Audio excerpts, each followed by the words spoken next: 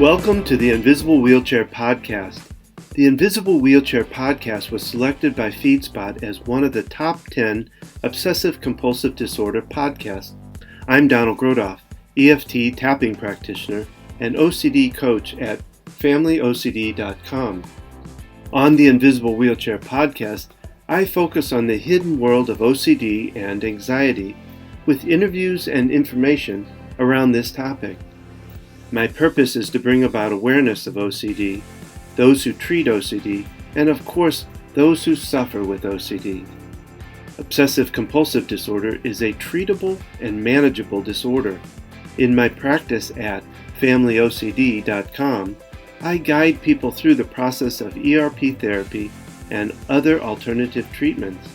If you know of someone suffering with OCD, simply visit FamilyOCD.com.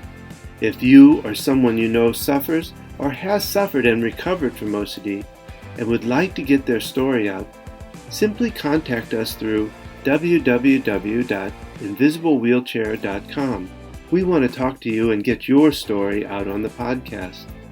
Know that the ideas and thoughts presented here are not necessarily those of Family OCD, Invisible Wheelchair Podcast, or Donald Grodoff. We also ask you to take just a few moments and leave comments at www.invisiblewheelchair.com. Those comments help us to know what the next topic should be, and we really want to hear from you. Now, let's get to that podcast.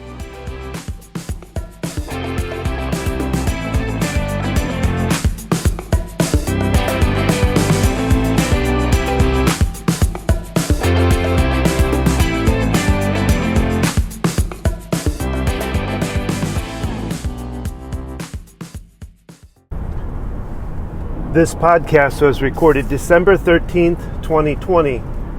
This is podcast number 51, Men, Anxiety, Emotions, Get Over It. So this is a podcast I'm doing on the road, heading up from Charlotte, North Carolina to Raleigh, North Carolina, to pick up my daughter. This is my first daughter who had dealt with OCD that a lot of my podcasts has talked about. And she has been going up to Raleigh to work with my sister-in-law in dog training, been doing it for probably at least 8 years now, I guess, something like that.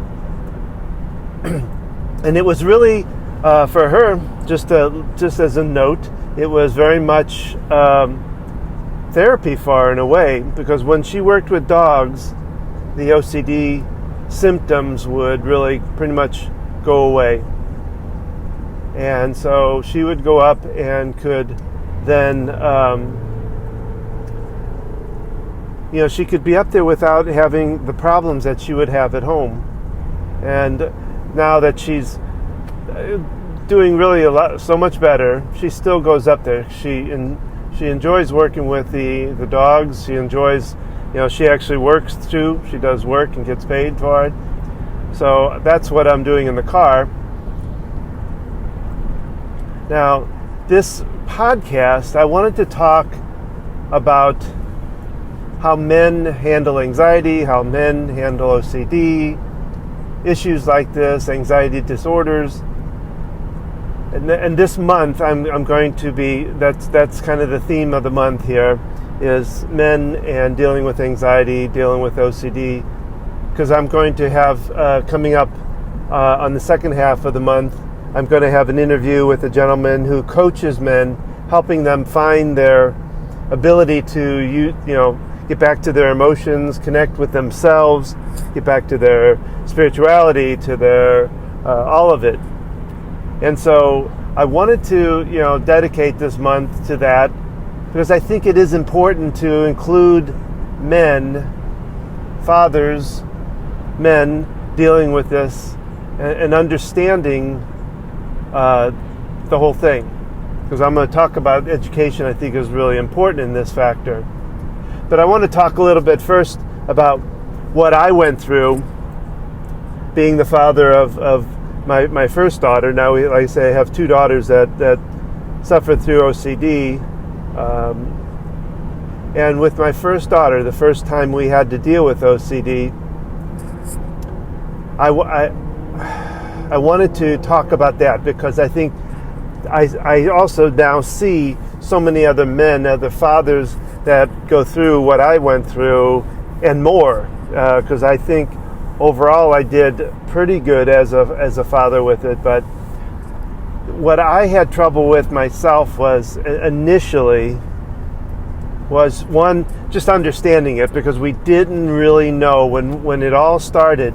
We had no clue about what was going on for us. And I've told the story, so I don't really want to go to the story as much. You know, my daughter's was, we believe, was PANDAS, which was a sudden onslaught of OCD. It came in, it seemed to have come in one night, just happened.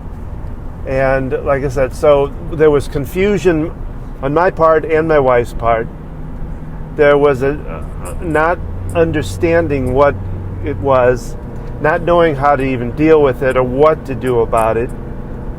And so, and I have to admit, as a person, and this I think has, you know, a lot of men go through this, a lot of men have this problem, but I think it's not just a man's problem. I think it is a person problem, where I have a hard time dealing with people that are sick. I have a hard time, or have had a hard time in being more compassionate towards somebody when they're sick.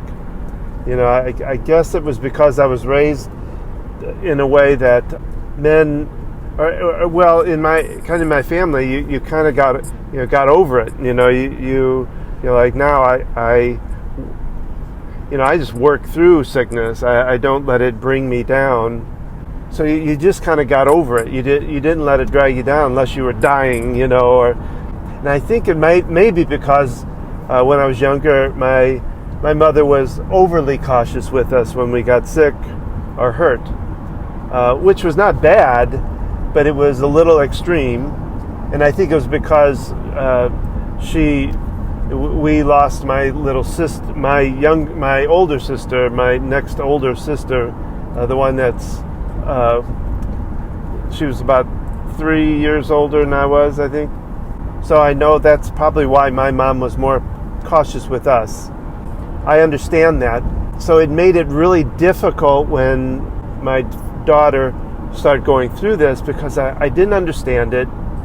Didn't seem like a sickness, like a flu or anything, even though we thought maybe there was some of that. So I didn't understand it, and it didn't make sense for me, and I just wanted her to just stop it, you know, just stop washing your hands and stop doing this stuff. There was no reason for it. It was ridiculous. I always say that I was kind of military with it, even though I've never been in the military. My father was, but I wasn't.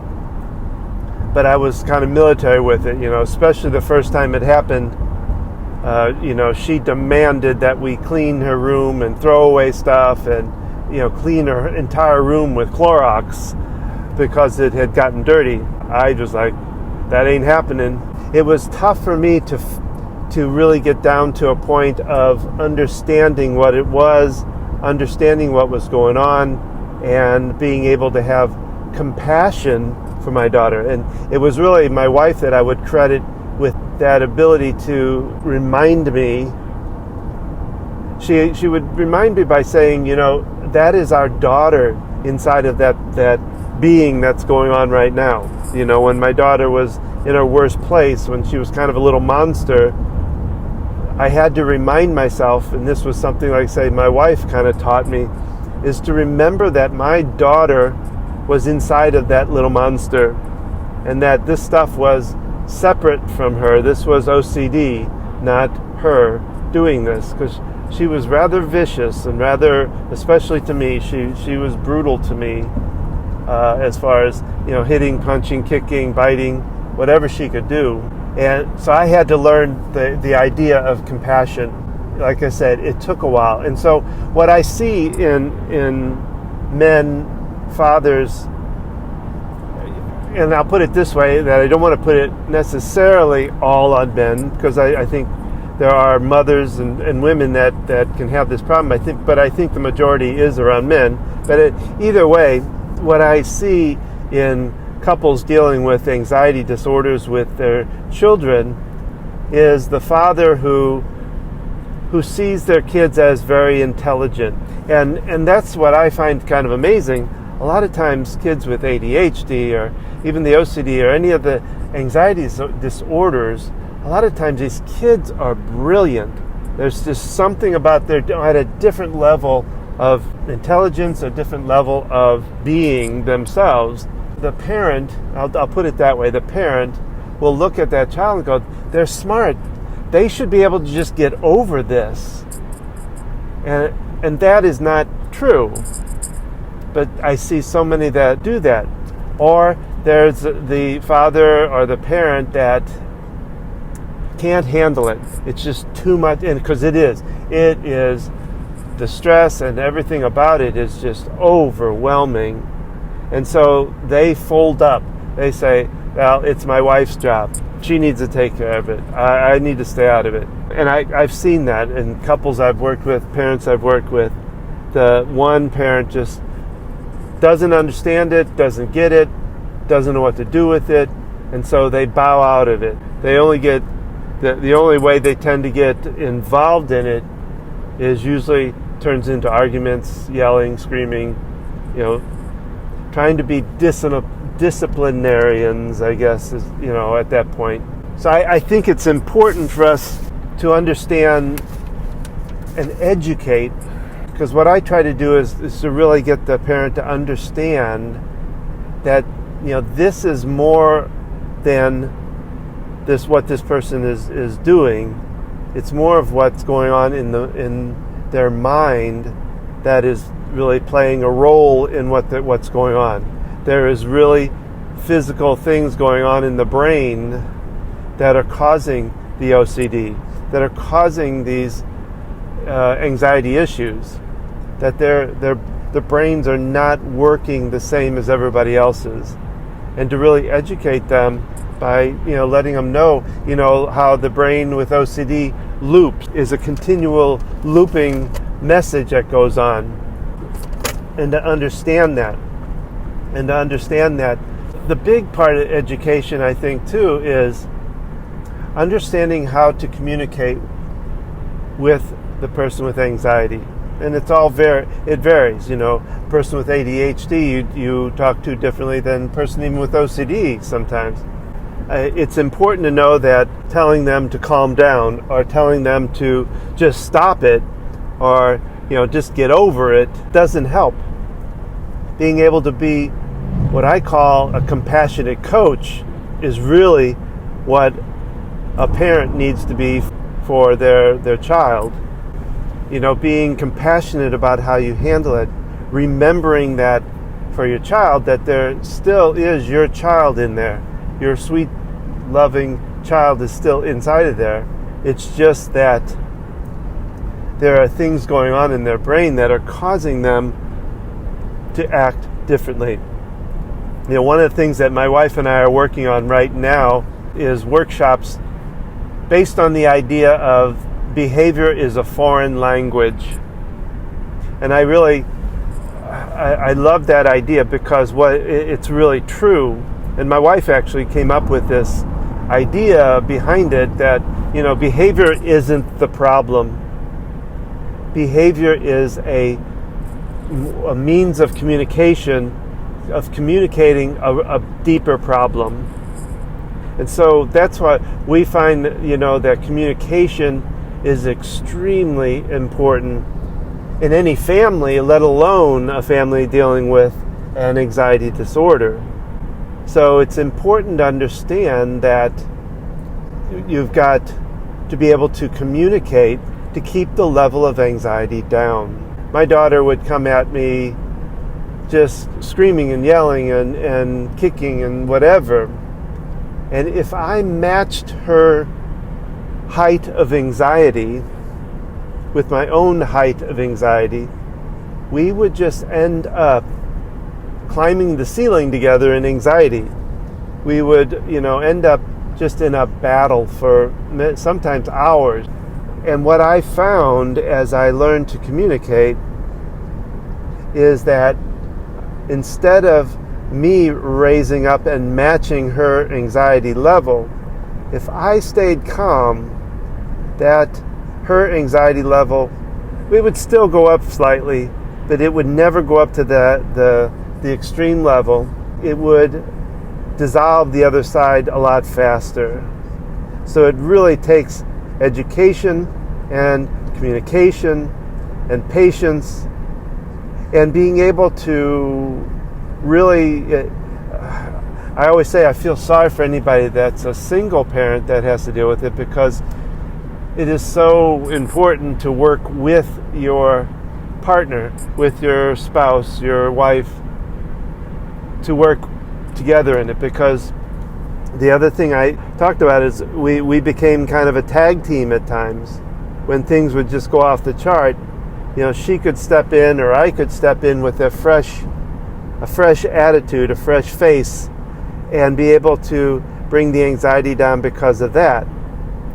My wife was better at that than I was, but still, the idea of working together and communicating together is so important, because I have regrets, and I also understand what parents go through in those kind of regrets and the things they say to themselves, because I did things that I wasn't always happy with. There were a time or two where I slapped my daughter, or I'd swat her on the butt, or I'd push her down on the couch. I'm not happy about those times. I felt really bad sometimes when I did something because it got so bad that I never did anything that would bruise her or damage her or hurt her, but I do regret that. So I understand too what goes through the mind of a dad or a man, and probably for the mother or the woman too. Sometimes we hate being around them, or we're really almost hating them or disliking them for going through what they're going through.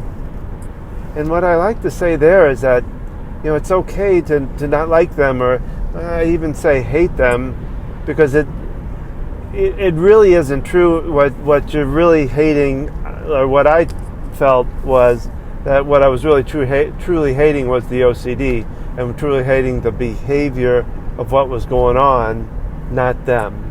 It was exhausting, and to understand that it's exhausting, that it's okay to feel exhausted, because like I said, it is important to take care of yourself, and it's important to accept the feelings that you're having, that you don't agree with them or don't like them, but you're feeling them right then, is very important, I think.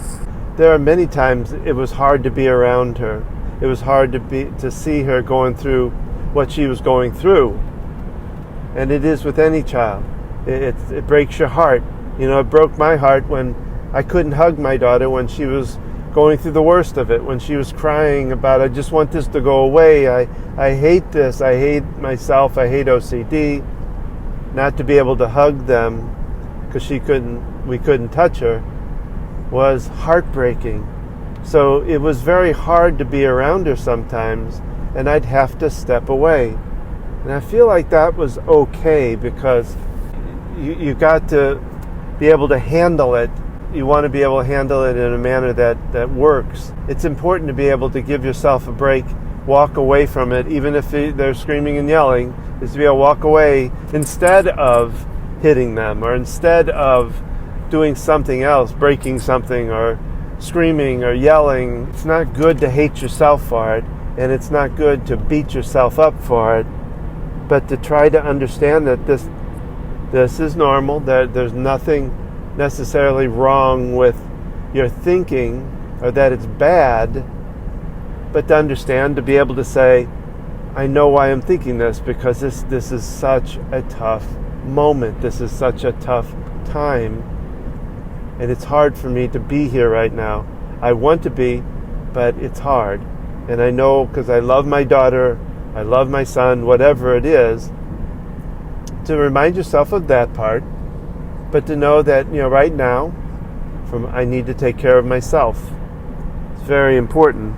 And then there is the doubt and the blame that we do as parents especially, we beat ourselves up as, I'm not a good parent. I should, the should start coming out. I should do this, I should do that, I should know what to do here. But let me tell you, the blame and the shame do not need to be. If you're doing everything possible to help your child or the person that's going through it, I talk about child here, but talking about the adult too. If you're doing everything possible, then it's unfair to beat yourself up. You don't need that. It's hard enough as it is, and it's doing enough to you physically and emotionally that you really don't need to add to it by beating yourself up. It's not an easy place. It's a place that parents don't always know what to do with. What I suggest is to seek help, to find a therapist that understands OCD, that really understands anxiety if you're dealing with anxiety, and knows how to deal with it, and knows how to do it in a compassionate way. When it comes to OCD, as we've talked about before, it's also very important to get somebody who understands ERP. And as an added bonus to it, it's good to get somebody that understands ACT, or acceptance therapy, so because that is a powerful tool that goes along with ERP that can help, can really change things. So it's important to be able to find the right help. Don't be afraid to get help. There's nothing wrong. It doesn't mean you're weak. It doesn't mean that you don't know what you're doing. Even if you don't, it just means that we all need help. There's nothing wrong with getting help. Educating. For the spouse of somebody like that is to educate. I'm here to help too. If you have a person in your life, a man, a father in your life that doesn't understand what you're going through, then you need to seek out help and be able to change that. I hope this has helped in some way to be able to, let men know that it is okay, one, to feel emotions. One of the things we talk about in this interview coming up is the idea that most people, especially men, really only allow themselves two emotions: anger and happiness, and not much in the happiness side. It's important to understand that we need to feel all emotions. We need to be able to address them, see them, understand them, deal with them, manage them, all of that. I just want fathers to know that it's okay to feel what you're feeling, to know that you can do the best you can, and it'll be okay, and to ask for help. Because it's a tough place when you don't know how to deal with emotions, and your daughter or your child, your son, is coming at you with some very strong emotions.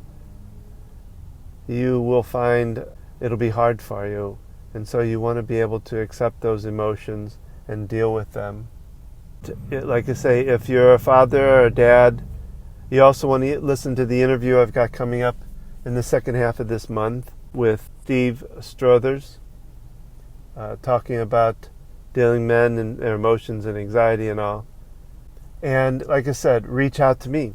I'll be happy to help at myfamilyocd.com or focushealthyfamily.com. We can help you get to a place that's better. Anyway, I hope that helps in some way. I hope that you have things go better for you. Take care. This concludes this podcast. We really would appreciate your comments. Simply leave a comment at www.invisiblewheelchair.com. There, you're able to submit a comment that will help us determine future podcasts. If you or someone you know would like to be a guest on the podcast, please email don@invisiblewheelchair.com. Remember, there is a corresponding tapping recording for each of the podcasts, with the exception of the interview podcast. You can find these tapping recordings and archived past podcasts at www.invisiblewheelchair.com. Finally, there is relief for OCD, and we at FamilyOCD.com and FocusedHealthyFamily.com can help you find that relief. Again, you can contact us through those sites, FamilyOCD.com or FocusedHealthyFamily.com. You can also find us on Facebook at Invisible Wheelchair Podcast. You can find us on Twitter at InvisibleWheel1, that's the number 1, or at FamilyOCD. So thank you for listening. Keep tapping and transcending your life to new heights.